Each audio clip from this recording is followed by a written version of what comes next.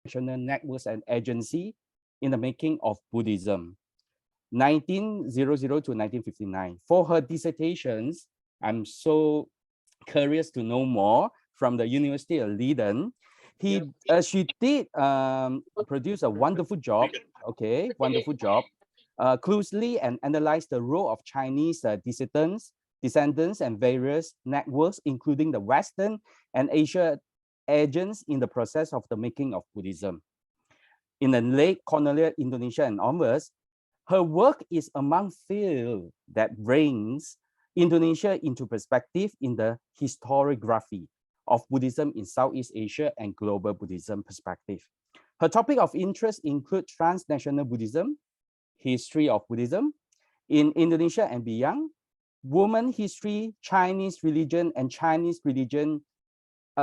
history in Indonesia religion, citizenship and the state, and heritage and material cultural studies. She is currently a faculty member at the History Department, Universitas Gadjah Mada. Okay, several months ago, I did download her masterpiece in religions. That is a very high reputable journal. The journal's title is The Birth of Buddhist Organizations in Modern Indonesia. This paper I felt very insightful. I mean, she able to plot out the four entities: Theosophical Society, the Java Buddhist Association, Samkamhin, and the Batavia Buddhist Association. It means that how this kind of the organizations started to spread the Dharma in the modern Indonesia. So I'm also curious to know any further research into the history development of Buddhist institution during the late colonial year or post-independence era. Because currently my research is about Chinese business studies in Southeast Asia.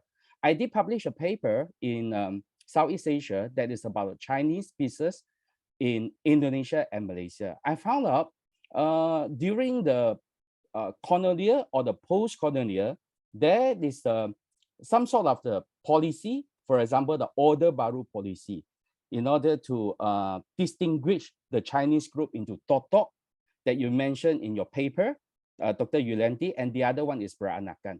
So I'm very excited. I need to know more about the Peranakan Chinese religions, how these religions form in Indonesia. What is the evolutions that you mentioned in your paper that you say some of the Chinese temple that can evolve into the Buddhist organizations that you mentioned in the previous paper? I also need to know more. The other things, you did raise up a very good point about this prominent leader, Ashin Jinarakita, in your paper, as well as the Buddhist priest. I believe he was the Dutch citizen, William Josias Van DC, affiliation to the Theravada Buddhism. Hopefully I can get more knowledge from you by by listening, by paying full attention to your presentation today.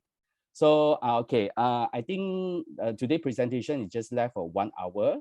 Okay, so if any one of you would like to keep in touch with Yulianti with all sort of questions from your head, if you would like to ask Yulianti about it, you can just type it into the chat box. You can type it into the chat box. And if you need to get a further collaboration, you want to talk with Dr. Yulianti, actually you can just email her, okay, after the presentations. So the stage is yours, Dr. Yulianti, so you may start now. Thank you. Okay, thank you very much, Dr. Lee Kuan Yew, for a very generous introduction. So it is really my pleasure to be here tonight and also share some Dhammic discussion. I believe we got really a Dhammic connection here, that we all are here now together to actually discuss about Buddhism Indonesia and Malaysia was somehow a connection of Malay world. So I think this is very wonderful that we are gathering here tonight and also discussing about the connection, like also looking back at the connection. So I believe this is a new connection that need to be continued. So and other thing I would like to thank Bikuni Yudeng as the chairman of the Humanistic Buddhism Research Center at Malaya University for actually also giving me this wonderful opportunity to be here tonight. And of course, I would like also to mention the whole humanistic Buddhism connected by the Fo Guangsan that also becoming a very important part for the tonight event. And by this, then I also would like to pay homage to our great master Sing Yun, who had just departed and leave us. And I hope that tonight is part of our contribution to live, to make his legacy be among us for many years, and hopefully for a better world, as he hoped. So this is I'd like to dedicate this to him and also his students, and also to ourselves, and also for everyone who would like to know about the teaching of compassion and also humanistic Buddhism. So then please allow me to share a screen.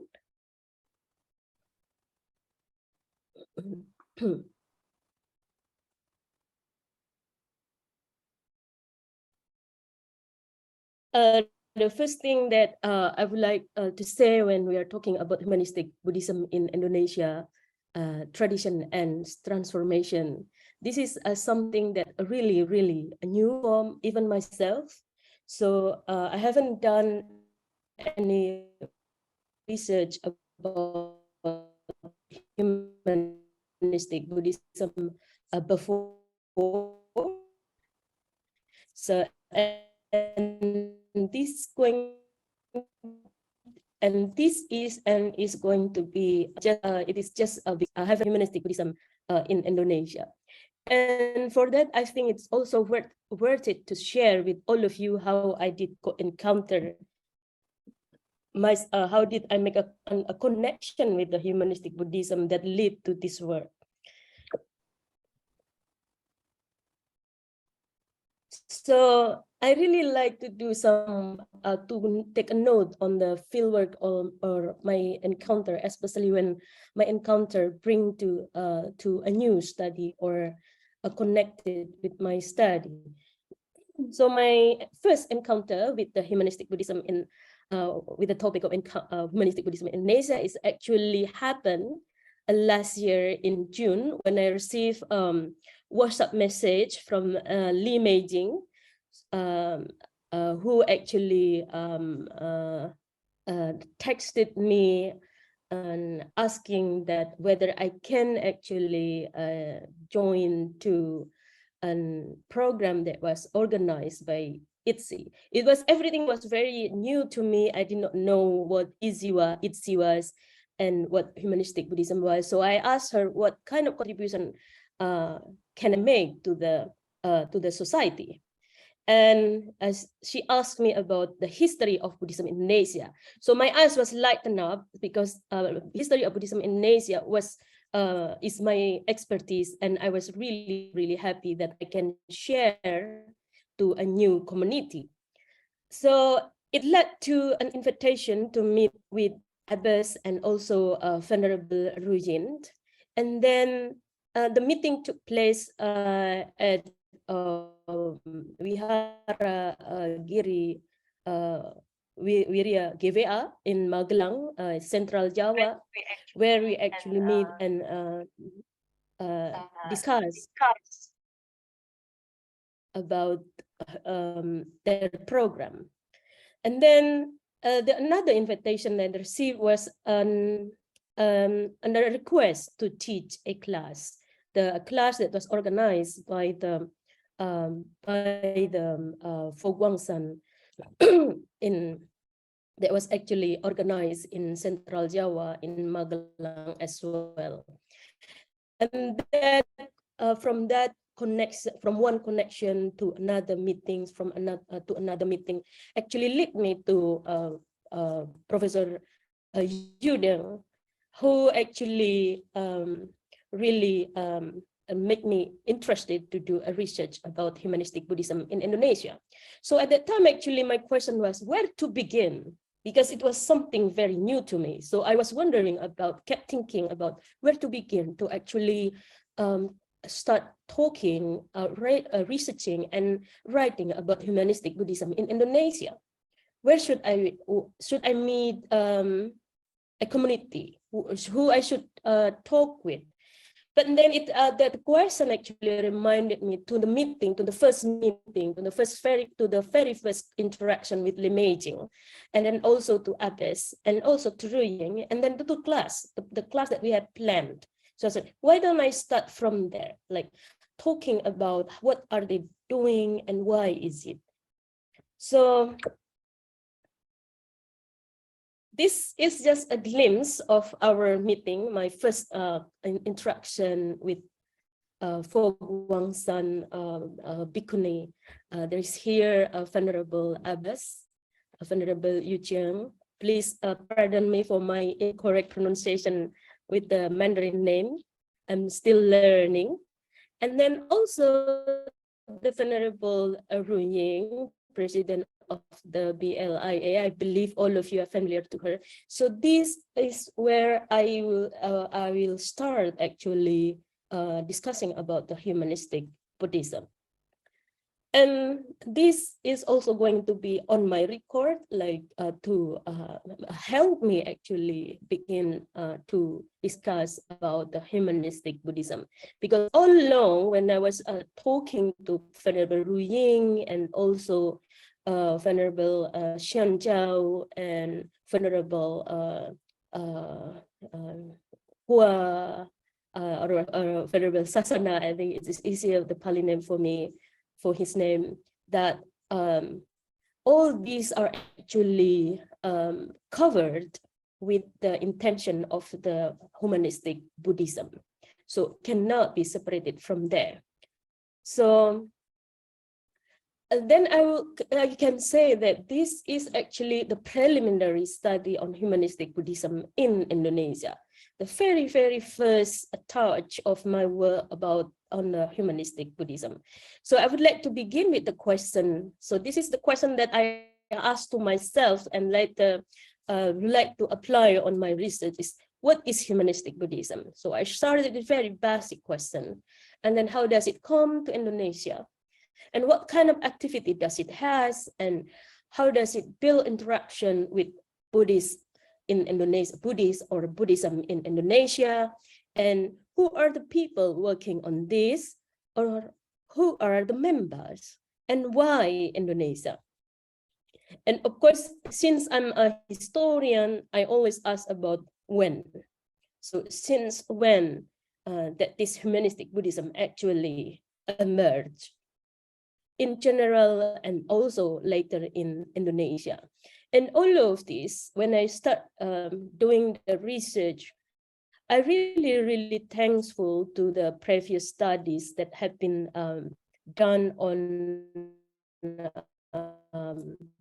humanistic Buddhism. Especially, I'm very grateful to this articles that actually discuss about the history of the humanistic Buddhism, something that I can use to contextualize and understand the context, why this humanistic Buddhism was emerged and on what purpose and in what context, and then why is it important, and why is it actually can be connected or collaborated with the Buddhist tradition that have been already existed in places, for example, in this context in Indonesia. So these are actually give me better understanding about, yes, that first I was thinking that is it humanistic Buddhism was a new strand or a new school of Buddhism? So I was asking about that question, and in my field work, and also my on reading the literature, both written by the late Master Xing Yun and also other scholars, I'm convinced that I was my first assumption about Humanistic Buddhism as a strand of Buddhism was wrong. So, but it's really further excite me to do research and write about the subject on Indonesia. And why I was asking whether this Humanistic Buddhism was a new strand in Indonesia, was a new strand of Buddhism. Because in Indonesia alone, there are so many Buddhist traditions and also Buddhist schools that have been existed and developing in the land of Indonesia. So I was very, very curious about, oh wow, there is a new strand of Buddhism. But again, I would like to underline that I was completely wrong. On my interview with the venerables, on my discussion with the venerable from Fo Guangsan, and also my reading did not confirm to my assumption. So that was the first result of my new research subject on this that I really would like to share with all of you, because it was a really something that I was trying to figure out, So I would like to continue. So part of the most very important aspect that I was learning is that to understand the nature of the humanistic Buddhism. As a historian, of course, I would like to know the history of the emergence of the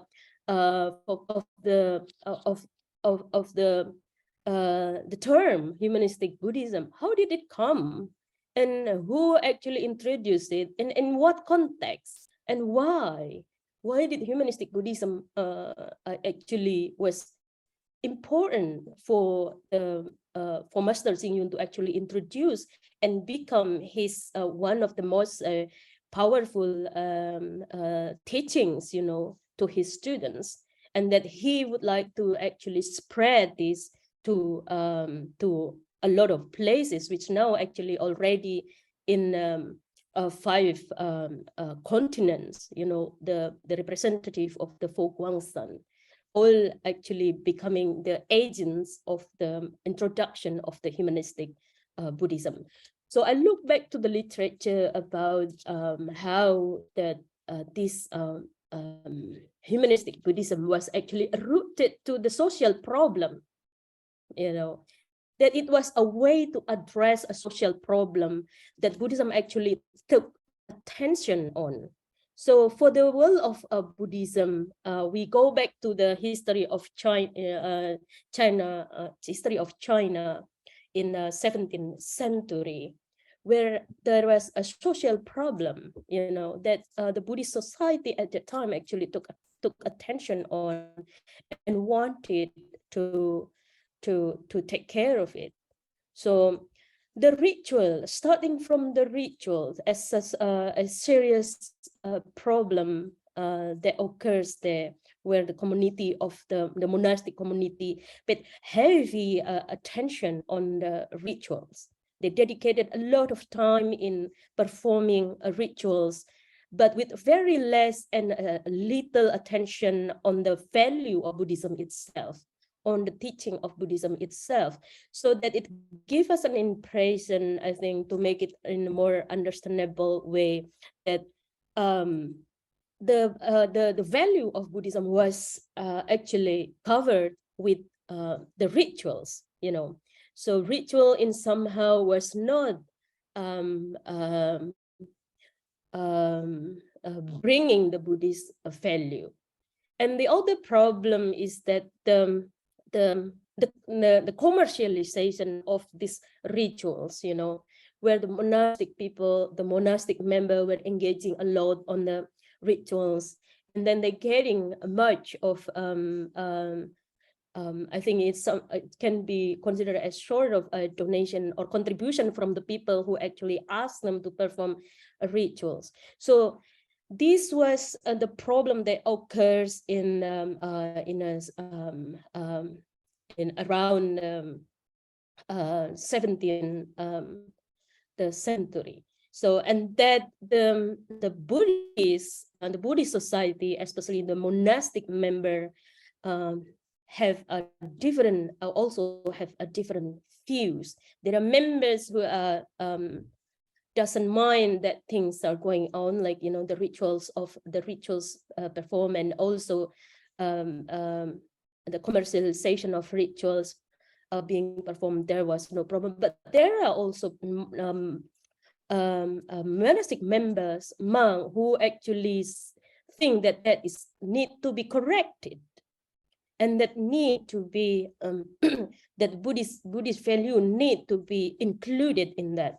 So in a such way, I think we can start to understand that humanistic Buddhism at that time was actually rooted in an intention to do some kind of reform within the body of Buddhist society, especially the monastic member at that time. You know, so it has a reform spirit to actually purify, if we can use that term, although it is also sometimes very problematic and a little bit controversial to use purify. But let's also use the term to strengthen the value of Buddhism among the Buddhist society, especially the monastic member, by actually putting to bring back the awareness about the Buddha's teaching. So this is the first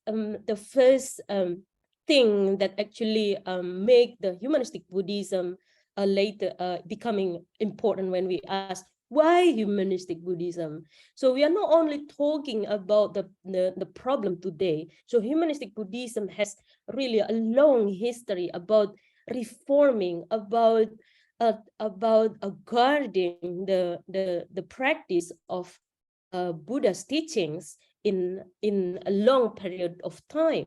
And it was an effort that actually to keep the practice of Buddhism alive. So of course, in a different period, they have a different social problem, you know, and then there can be also different focus of how actually humanistic Buddhism can be practiced, and also what kind of problem will this humanistic Buddhism actually addressed. But I think this is really important for us to keep that humanistic Buddhism has the spirit of reforming, you know, reforming, and also bringing back the value of Buddhism to be practiced in a both society, in a monastic society, and also in a lay people society. So I really like to say that this humanistic Buddhism is really go beyond the monastic world, and also go beyond the monastic robe, you know, because it can be applied in this both to society, as Buddhism consists of two society, the monastic and also the lay people. So the humanistic Buddhism is that kind of general practice for this Buddhist society, so we called. And and this is the thing that actually the same, almost the same thing that I had said earlier about the protest and criticism about what happened, you know, what happened with excuse me. So what happened with Buddhist society at that time, you know, and these are the below one here is the name of monks who are opposing to the practice. So in this, actually, we also can see that the humanistic Buddhism is actually a almost like how do you say in English, is not a way, but also that it is a tool to actually concretely you know, say that that kind of practice shouldn't be continued, but and then that we should go back to the teaching of the Buddha. within the context of the year that the social problem within the monastic order happened. So humanistic Buddhism, I think, is a concrete way that the teacher in this regard, maybe we can say about the Master Taihu and also Master Singh, can devise to actually encourage people to follow the way. So I really see that the humanistic Buddhism is not just a philosophical idea, but it is a map for people to see, and then also to see the way that how should we actually apply Buddhism in every aspect of life, based on the historical evidences and also events that happened in the century before. So I'm not going to dwell on this. So, this is what I would say that in the turn of the 20th century now, a century before, is a period where Chinese Buddhism transformed into what is so-called humanistic Buddhism.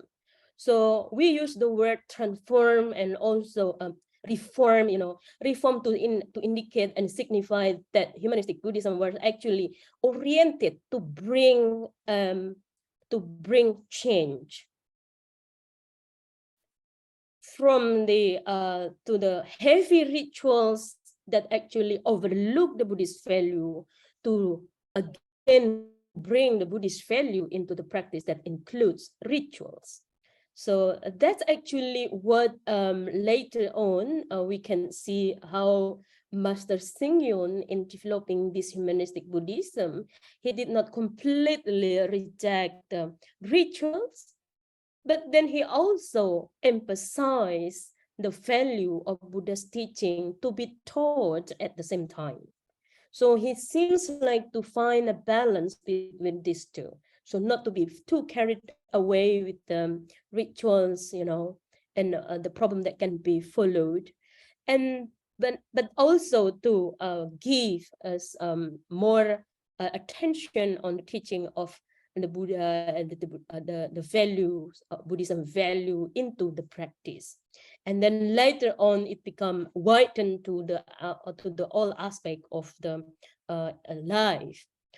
So the next one is after we are talking about the history, a short history about the emergence of the humanistic Buddhism, and also where we actually can find one of the root, I think, that there was a problem within the Buddhist society, especially the monastic member, where they commercialize rituals, my questions to this early study is not revolve around the argument about humanistic Buddhism rejections on the sets of rituals, because apparently Master Xing Yun was not actually completely rejecting the rituals. So rituals, religious services are still very important to him. He doubled his attention not with the teachings and also values of Buddhism in those practices. So my study rather on the agencies, the people and the kind of activity that are translated as part of humanistic Buddhism. So this argument is partly built based on the interview conducted. So I have interviewed a couple of venerables to start the study with, and I really do hope to have more interviews later to help these works actually completed and become a paper, a publishable paper, so that we all can actually read this work. So this is our venerable Master Xing Yun. Of course, all of you have known him perhaps much better better than myself. I have been just a lot about him. So he is one of the contemporary world's leading humanistic Buddhist organization. Humanistic Buddhism was, of course, introduced by Master Taishu, and then he continued with his translation about um, humanistic Buddhism and developed it. So within this context, actually, the Fo Guangsan's founder, Venerable Master Xing Yun, said about humanistic Buddhism that reformed traditional rituals and recreated new ones.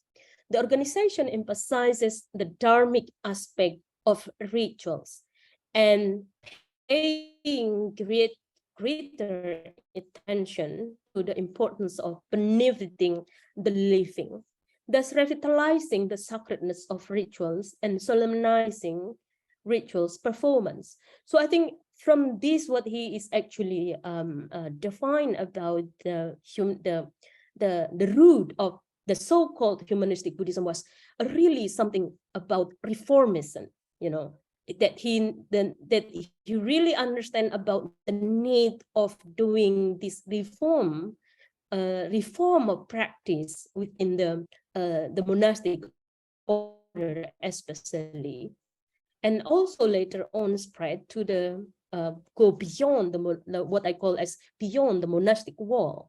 So his teaching on the humanistic Buddhism is also going beyond beyond the death.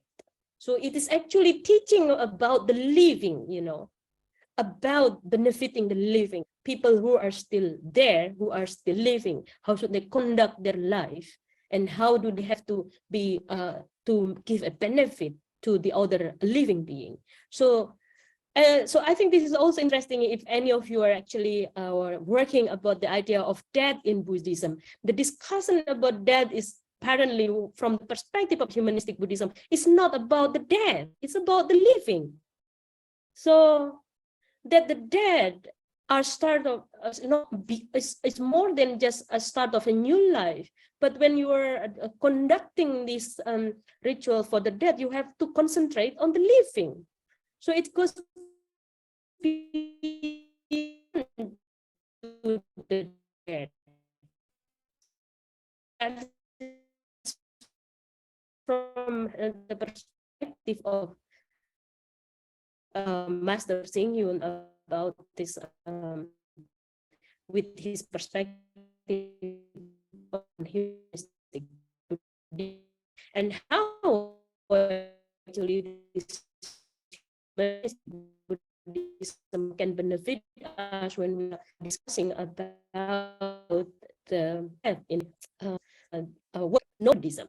So this, as a historian, I completely agree to him that he really separates the humanistic Buddhism as an independent period. The other period, the previous period before the humanistic Buddhism, was the rituals commercialization period. Where to him, where according to Master Xing Yun, the period before the humanistic Buddhism was born was the period of chaos, especially with regard to rituals, how the rituals was conducted, how commercialized rituals was a period to him, a period of historical period to his perspective. And then the birth of the humanistic Buddhism marked the changing of practice about ritual, that the ritual was not focused on just giving service of the dead, and also not commercialized. So this is, I think, if we are studying, really see this, that the periodization of Buddhism in Buddhism, history of Buddhism, really see the changes that happen within the Buddhist world. So and Master Xing Yun, the humanistic Buddhism developed by Master Xing Yun was a concrete example to that. especially when we are, maybe previously when we are talking mainly about Chinese Buddhism. But since humanistic Buddhist places in the world, so I think this will also influence the periodization of the history of Buddhism in general, you know.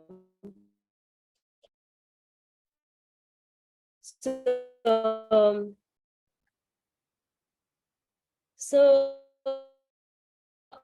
maybe I will not do them because I must have already know what this is, you know. But I just would like to highlight here that with the criticism that came with the for the rituals of commercialization of the rituals, the Fo Guangsan practice of ritual of the dead is actually modified. So they, Master Xing actually come with a new set of how to say, let's say, handbook of rituals of the dead, you know, and then where reformulation of the ritual by emphasizing the Dhammic aspect in the ritual and to encompass the times before one's death and to concern the welfare of the living. And then the last one is that the ritual should be accompanied with the teaching of Buddhism. So this is, again, I think, also marks the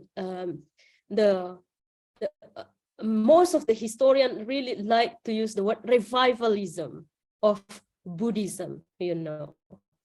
But this is really talking about a revitalization of Buddhism first within the monastic order, you know, and also later to Buddhists in general.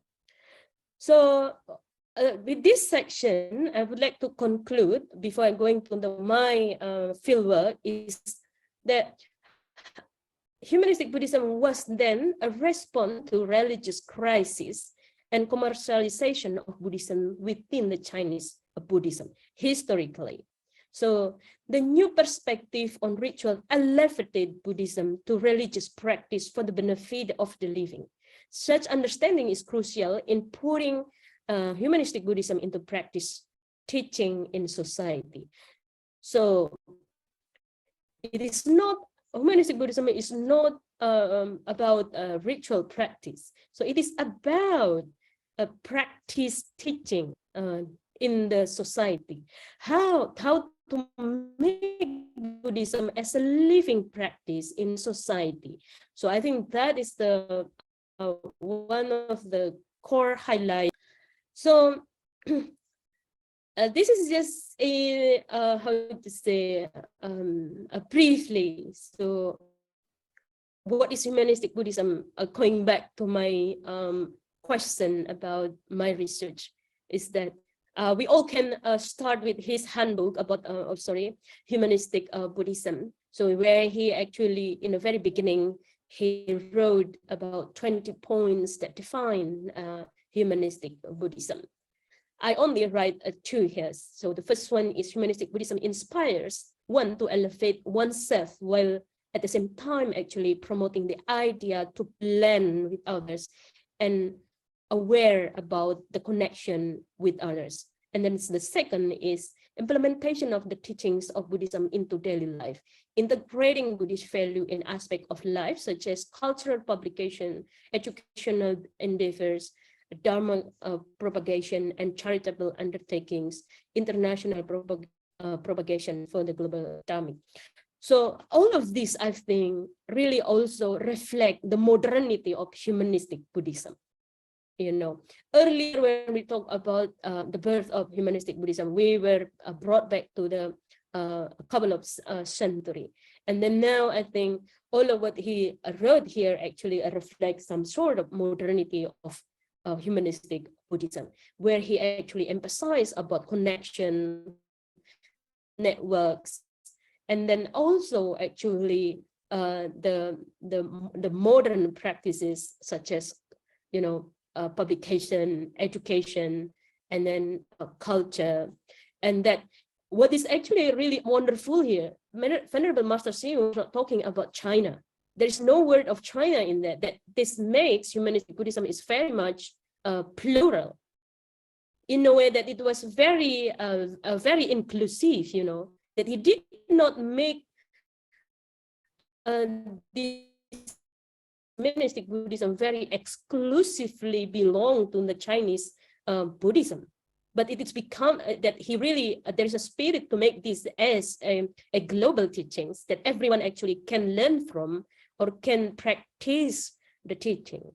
So I think these are a very an important aspect here to understand, and then also to actually start talking or even actually introducing humanistic Buddhism. So the center here is he really make it clear that the center here is human, us, you know, that everyone can practice it regardless anything. There is no barrier to practice Buddhism. So then this is, I think, will also, when we're talking about the spread of the humanistic Buddhism, we almost can easily reach through websites to know the presence of Fo Guangsan. And then, of course, now I would like to bring you to Indonesia archipelago, you know, where the works of the Fo Guangsan actually have started. So when we're talking about Buddhism in Indonesia, so Buddhism in Indonesia has a long history. You know, just like when we are talking about history of Buddhism in China, which started in the 1st century. So if the history of Buddhism in China, of course, is way a few centuries earlier than Buddhism in Indonesia, which started in 5th century. And so why is it important to talk, to bring the Indonesian Buddhism and the history of Buddhism in Indonesia in this context? First is because Buddhism has a long history, and then you know, many different traditions have been developed and also grew and also practiced in the archipelago since its first introduction during the classical times. And then later on in Buddhism in the early 20th century, which Dr. Lee briefly mentioned when he read my paper, briefly addressed about the making of Buddhism in early 20th century. So Buddhism, when in the early 20th century, Buddhism that developed in Indonesia was influenced much by the modernity idea, you know, modernity idea that actually developed around the colonial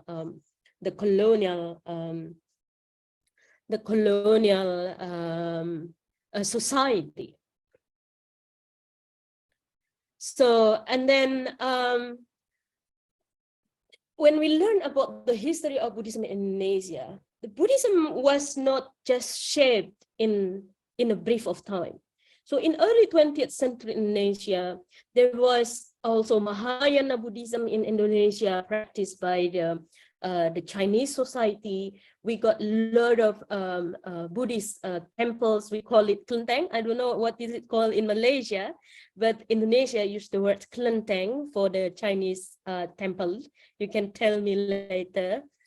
And also, you know, the coming of the colonial society to colonial, the Western, especially to Indonesia, also bring more idea about Buddhism. The Theosophical Society bring Theravada Buddhism, and then also the Josias van Diens, the Dutch guy who actually knew Buddhism from Burma, actually all introduced Theravada Buddhism in Indonesia in 1920s.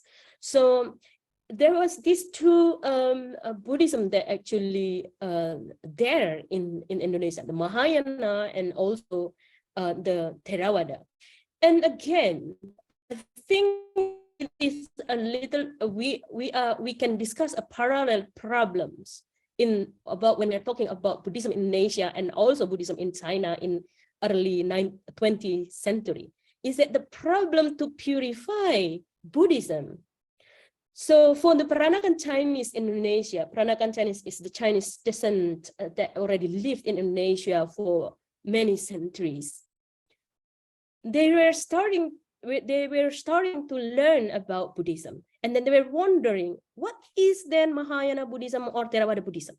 You know, why did they want to learn? Because to them, they need to restore the Chinese religion in Indonesia, in Batavia especially that for the Kelenteng practice.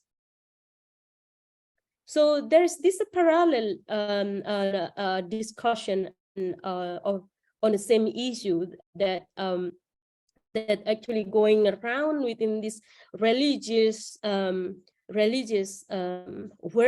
you know, whether it's in Batavia or in Jakarta today, and Buddhism world in, let's say, in China at that time. So the meeting between the Peranakan Chinese in Batavia at that time, and then all with the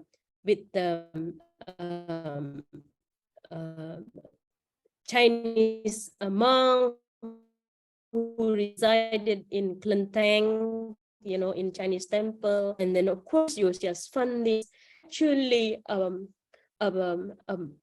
bridge them to know about the Northern and Southern Buddhism. This is the term that I'm using. So instead of Mahayana and Theravada Buddhism.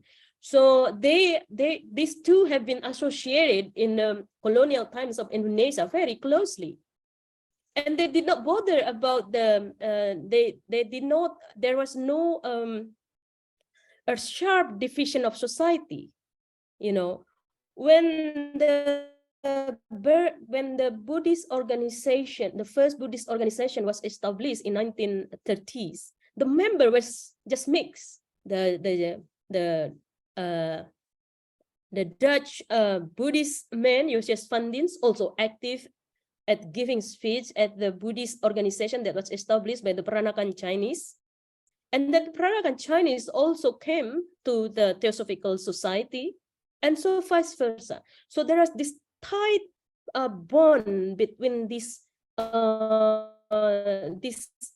agencies, you know, the Germanics, the Chinese, the Western, and also present the Indian in that period of time.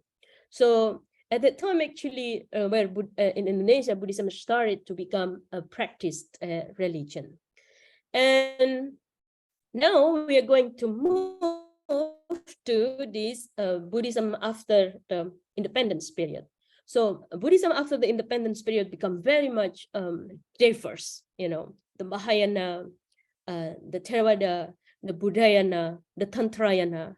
There are many strands or schools of Buddhism that developed, resulted also from the connection that they have or established with other Buddhists in different places. So for example, the Theravada has a close connection with the mainland Southeast Asia, such as Burma, Thailand, and also Cambodia, Laos, and then also with the South Asia, such as Sri Lanka and also India.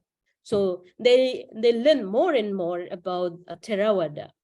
And then they also have tight connection with the Mahayana, for example. Asin Jinarakita is a manifestation of this both, Mahayana and Theravada. He was ordained as Theravada Buddhist monk,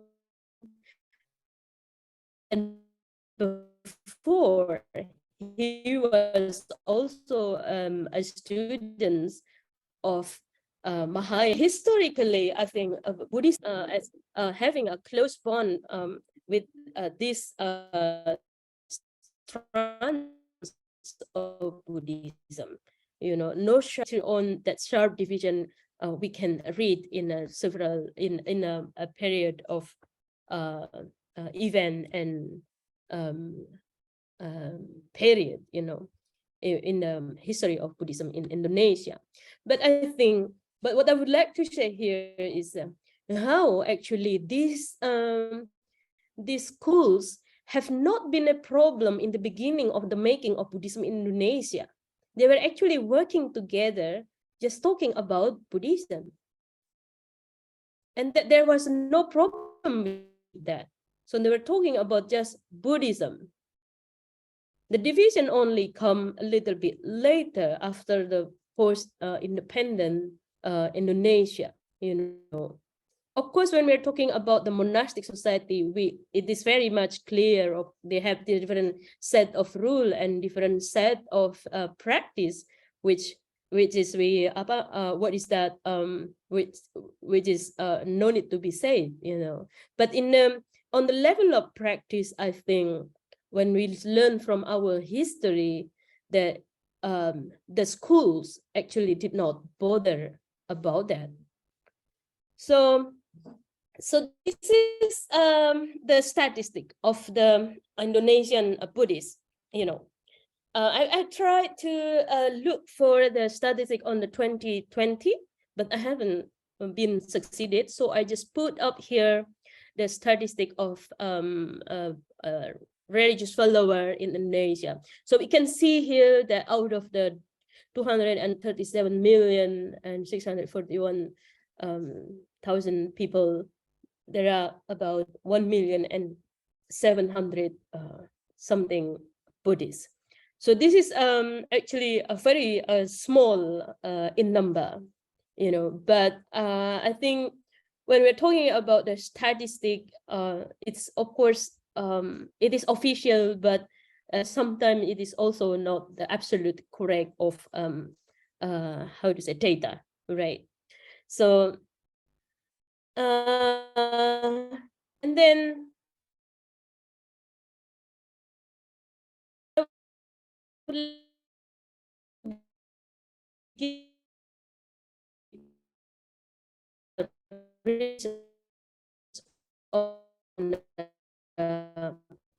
humanistic Buddhism in Indonesia. So this is where I interview Xiao Jiao, also Shui Hua Sasana. So graduated from the Sunglin Fogwang. Both of these venerables were graduated from there, and then later on become Dhammic students from our late Master Singyun. And then both now resided in Indonesia at Wihara Widya Sasana, Bandung, and very actively working as how do you say, as a board at ITSI Indonesia. ITSI Indonesia, which has connection with the Dongchen Malaysia. So this is aside from having how do you say, interview with the contemporary figures such as the students of student of Fo Guangsan. We also have a record actually. Thank you for Venerable Xiao Jiao, who actually pointed this one out to me. Is a record of the visit of the late Master Singyun in Indonesia in 1990. So the late Venerable Master Singyun visited Indonesia in 1990, and he met actually with an alumni of Sunglin University, Taiwan, Indonesia, Venerable Ananda Wira, the founder of Buddhist College Mahapratnya Cilincing, Jakarta. So here is the Venerable Ananda Wira, and he, as the information I got now, is also, please correct me if this is not correct.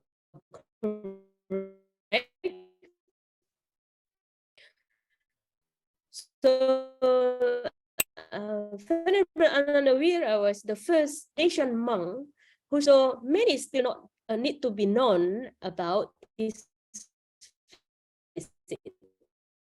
about the visit of Master Xingyun to Indonesia and met. Also, very interestingly, is that Venerable Anandawira also established one of the founders of the Buddhist college in Indonesia.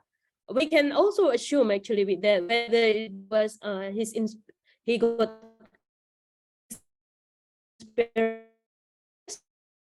from his since we haven't heard about humanistic Buddhism from him. So I think Venerable Anandawira going to be my next person with whom I would like very much to have an interview with.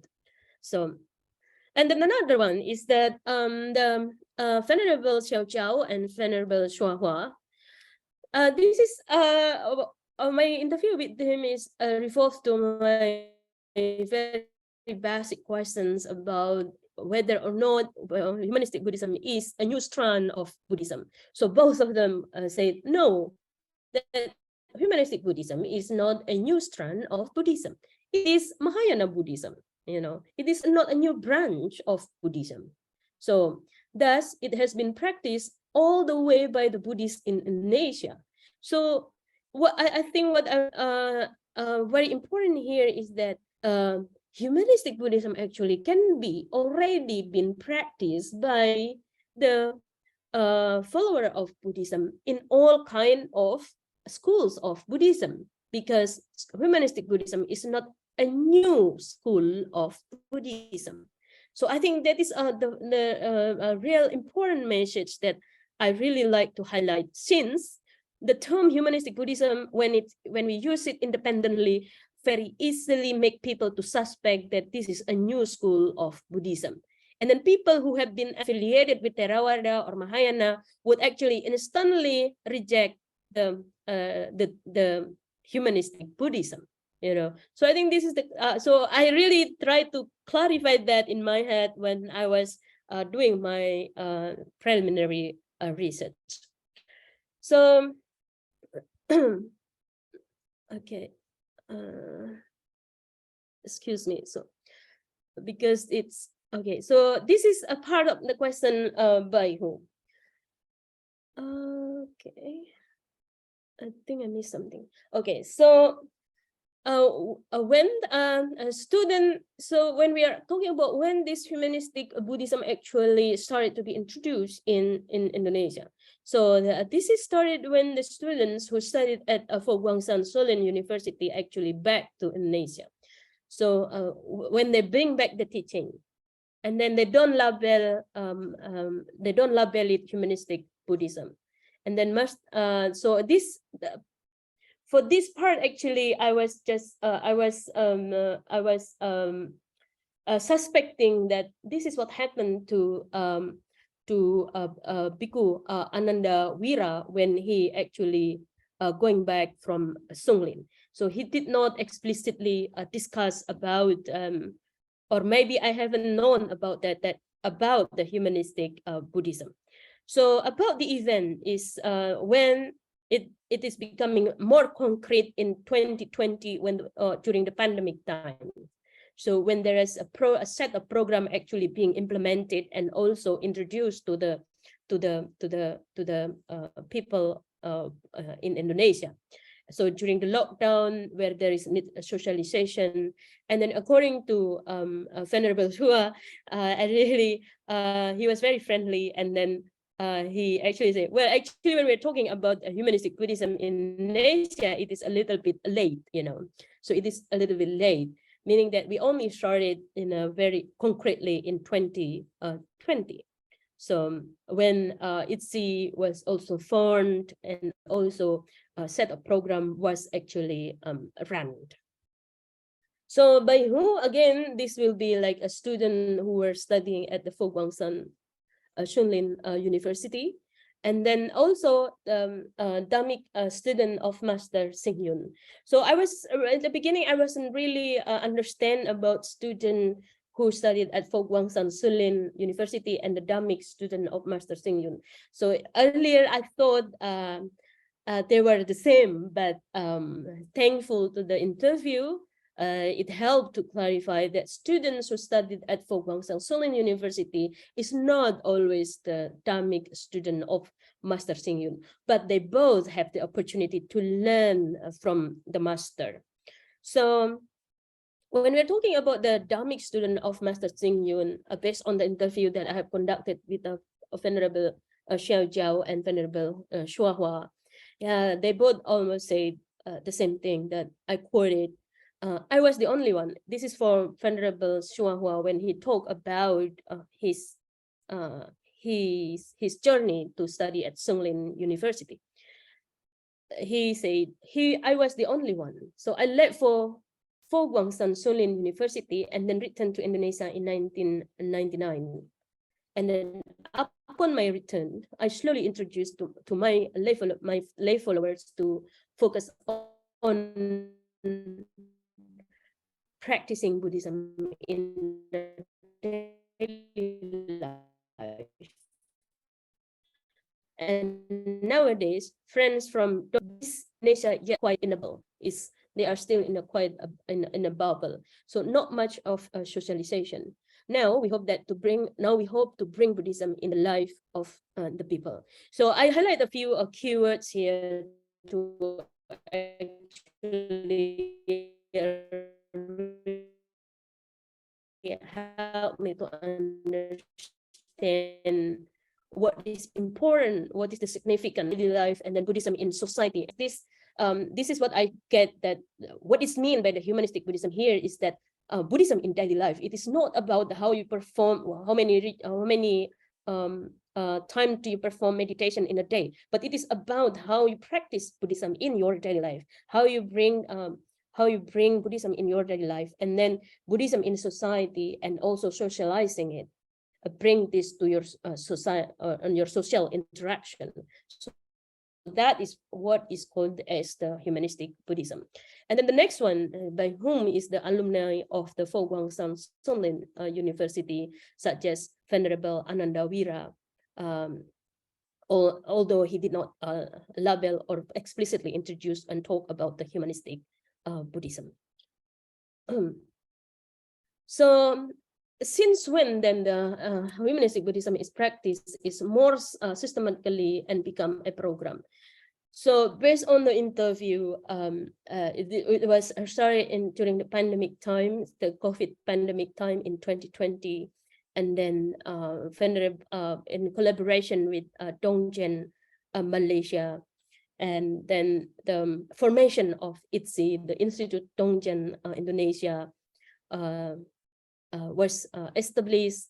And then according to Venerable Shua Hua and also Venerable Xiao Jiao, ITSI become a peace place during the dark pandemic situation. A place, it's of course an analogy, a place to console the stress that emerged during the situations. Because during the pandemic time, the government restriction, and then the lockdown and everything separated every individual from another individuals. And ITSI, Institute Dongjen University, when they created an online program, a course online program, it's actually bring those people together on screen and build on interactions. So, and this is just a small information about how the Dongjen in Indonesia works and operated, is that it is under the chapter of Dongjen in Malaysia, chaired by the Venerable Ruyin, and then Venerable Shua Hua, and then Venerable Xiao Jiao, actually the board of the ITSI in Indonesia. And the beginning of ITSI, I think this is where the humanistic Buddhism becoming more and more concrete in Indonesia, you know, because it is becoming part of the ITSI program. So just like Venerable Shua Hua mentioned, so ITSI orientation is towards youth and education, you know, so it's really in line with the humanistic Buddhism. So we want to encourage the youth to not be glued to their gadget and instead of be more social. So according to him, oh, I'm sorry, still got bahasa Indonesia here. So according to him, this is one way to actually bring Buddhism into the real life of the young generation in Indonesia, and how actually that it can be part of the life and bring the change in the life of the young people in Indonesia. So to continue his work is that, so slowly we approach the Indonesian Buddhist values on how to learn together. So once we let the Indonesian Buddhist fellows show how monastic members also work or join in the rice field. Of course, this is not something that Indonesian Buddhists would actually see, that monks are actually going into the field, this was quite new. And furthermore, there is also feel that Buddhists should avoid singing, reading poem. So the fact is the history showed differently. We have teaching in the form of a poem too. So today we can also preach Buddhism with songs, so the youth can be more connected and creative. In other aspect too, it also applies in other aspect too. So most of this will teach us how to work together and be together. So those are important aspects in the teaching of Master Hsing Yun. So this is from here actually we start to see that this is about the activity, about connection, about making a connection, about working together. So this really very value that really emphasize on every individual, how important it is to actually connect it with others, and make connection with others. So the next one is, this is the ITSI program that the Indonesian Dongchen Institute program. This is the picture. I took it from the newspaper Kompas. This was actually published on a newspaper about the second course that was actually conducted by ITSI. And also there was a book translation by the Master Hsing Yun, and then translation of video of the Master, and then a Dhamma talk 2 monthly, and then Jalinan Kasih ITSI, and then meetup, Jakarta meetup also conducted monthly, and then the venue is not yet confirmed because there is not yet concrete there yet. So I think this is how the humanistic Buddhism is actually being introduced, through a concrete program that is actually devised by the ITSI. So, and then from the also that the ITSI, the program that is organized by ITSI is being joined by people from different places in Indonesia. Venerable Swawan and also Venerable Xiao Jiao told me that there was even people from Papua, they joined this online course, which is very wonderful. So somehow the COVID pandemic gives a new way and this is the program that I would not go because I'm already running out of time. So the program that are already there that they conducted in December 2020.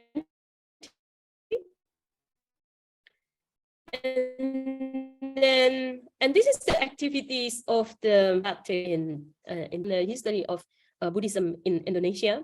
And in these activities, as I was there, staying overnight and joining the program, we can really see that how the aspect of art and then aspect of local cultures, you can, and also youth creativity, and also in here on the right upper right, you can see this is a new Indonesian youth band, Indonesian Buddhist youth band, who was performing.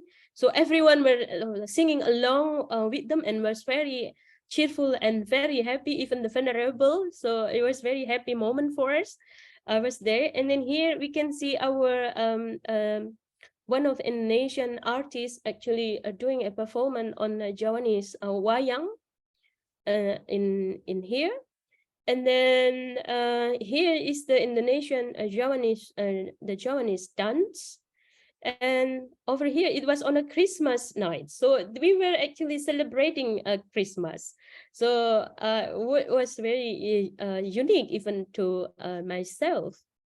And the last one here, the next morning, I joined the meditation section at the Dhamma Hall in the Vihara. And then this is the day before when I was teaching, and after our section, they have games and played together, you know, as a team. So just to summarize my presentation and I give some highlight that you know, the other organization the organization is not yet present, like, you know, the real how to say humanistic humanistic Buddhism, and then the Fo Guang is not yet present, you know. So online program is still being maintained, and then the BLIA in Medan is there, but it is non-monastic organization. So, and why Indonesia? This is the last one, is that because of the history of Buddhism in Indonesia that has always have a background on Buddhism. So, and then finally is how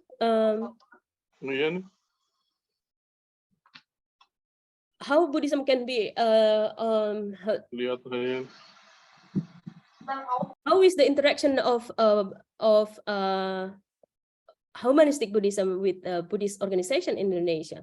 So as I would suspect that as humanistic Buddhism is very open. So Master himself set an example where every year on Christmas, the Buddhist memorial welcome all Chinese content to pray together for the peace of the world, and he promised the compassion, and it doesn't highlight differences. So this line I got it from Venerable Swahwa when I asked him about how do we introduce this humanistic Buddhism to the Buddhist organization in Indonesia, so that this wonderful teaching can actually be part of Buddhism in Indonesia, because the connection is important, and also making the humanistic Buddhism practice is also important. So this is still to be continued, I believe, because it's not final yet. But I really thank you for listening to this short, I'd say, just a preliminary research on the humanistic Buddhism.